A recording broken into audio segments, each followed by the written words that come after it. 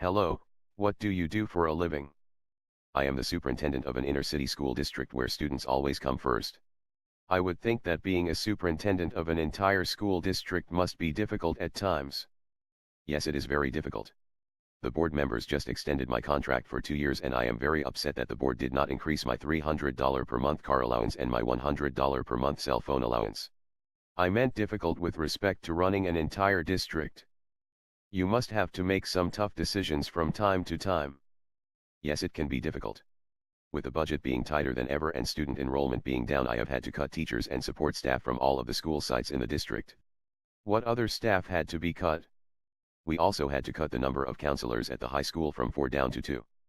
That must really make it difficult on the teachers and counselors. You must feel like the weight of the world is on your shoulders. Yes, it has been very stressful and the workload for me is more than any person should have to do.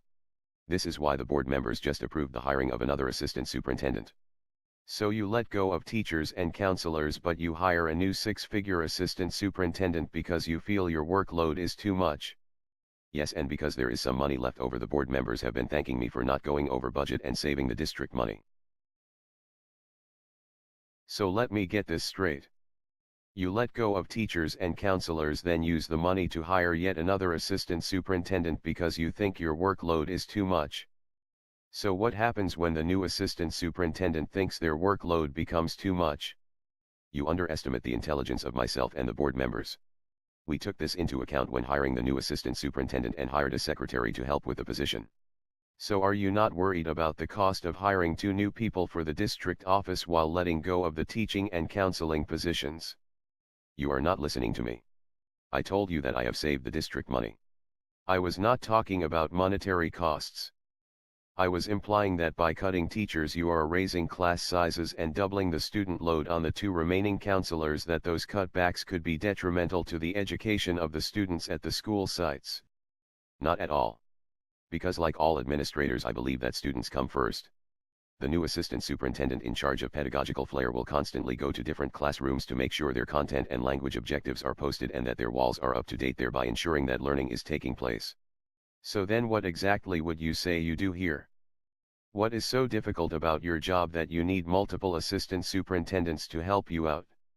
I am a people person.